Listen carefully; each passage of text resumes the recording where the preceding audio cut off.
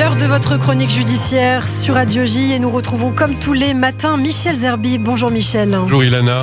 Alors vous avez couvert le procès des assassins de Mireille Knoll dont le mobile antisémite a été reconnu par la cour d'assises. On en a beaucoup parlé, mais aujourd'hui c'est d'un autre procès dont on parle, celui des attentats du 13 novembre 2015. Pour rappel, les audiences des 2 premiers mois débutées en septembre donc, ont été consacrées à l'écoute des survivants et des proches.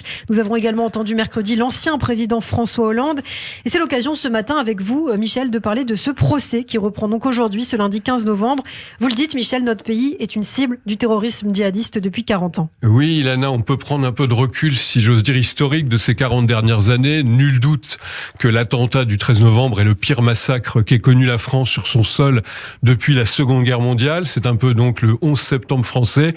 Il y a eu un avant et un après dans la menace terroriste islamiste. Et en effet, on peut la faire remonter à la fin des années 70. Et on se base sur les études très précises et très ingénieuses de la Fondapol, think tank français, dirigé par le politologue Dominique Régnier. Des chiffres édifiants. Si dans le monde, la moitié des attentats islamistes touchent en premier lieu les pays musulmans, en Europe, la France est de loin le pays le plus attaqué, avec la moitié des victimes depuis ce qu'on appellerait l'internationalisation de la cause islamiste entre 1979 à mai 2021.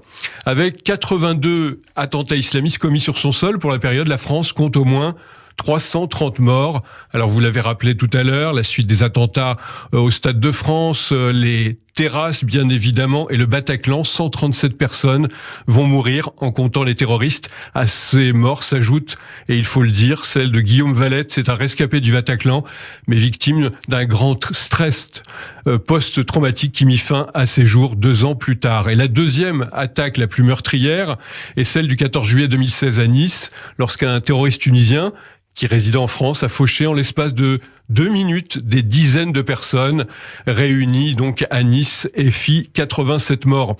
La tuerie de Charlie Hebdo est la troisième la plus meurtrière avec 12 morts. Le meurtre de Clarissa Jean-Philippe, puis la terrible prise d'otage de l'hyper-Cacher. Et c'était Al-Qaïda et Daesh qui étaient derrière tout cela. D'ailleurs, vous parlez des 40 dernières années, Michel, ça nous ramène au terrorisme du siècle dernier et de certains attentats qui n'ont d'ailleurs toujours pas connu de procès. Absolument. Avant le Bataclan, d'autres noms de Paris sont entrés dans l'histoire sanglante. D'abord l'attentat de la rue Copernic. Il y a eu ensuite en 82 l'attentat antisémite de la rue des Rosiers, organisé par un groupe terroriste palestinien. On espère en effet toujours la justice. Et puis l'attentat de la rue de Rennes en septembre 86, attribué au Hezbollah. Et enfin celui du RERB à Saint-Michel le 25 juillet 1995. Cette vague d'attentats qui va toucher aussi Paris en septembre 86, derrière différentes organisations terroristes. Les enquêtes démontrent l'implication du Hezbollah depuis l'arrivée au pouvoir de l'ayatollah Khomeini. Et puis les attentats de 1995, on le dit pour les plus jeunes, sont officiellement attribués au groupe islamique armé, le GIA, bien que d'autres hypothèses couraient, mais c'était la guerre civile algérienne qui s'importait sur le sol français. Ces terroristes utilisent encore des bombes pour terroriser, et c'est depuis 95 d'ailleurs que le plan pirate est en vigueur, sans jamais avoir été suspendu. Par ailleurs, les analystes de Fondapol soulignent une évolution du mode opératoire, même si le principe est toujours de propager la terreur en France. Oui, on note sur la période une évolution du mode opératoire qui laisse la place à une nouvelle forme d'attentat où le terroriste se rapproche physiquement de l'arme à feu permettant l'assaut, à l'usage de véhicules béliers comme pour l'attentat de la promenade des Anglais, ou encore d'armes nécessitant un corps à corps. Cela peut s'expliquer aussi par l'augmentation du nombre de terroristes dont les liens avec des organisations djihadistes sont moins directs, mais qui peuvent s'en revendiquer ou s'en inspirer pour commettre leurs crimes. C'est le cas du supermarché de Trèbes, le marché de Noël de Strasbourg, l'attaque au couteau de la préfecture de Paris. L'objectif est de toute façon toujours le même, maintenir un climat de terreur. Et puis on va dire un dernier chiffre à retenir.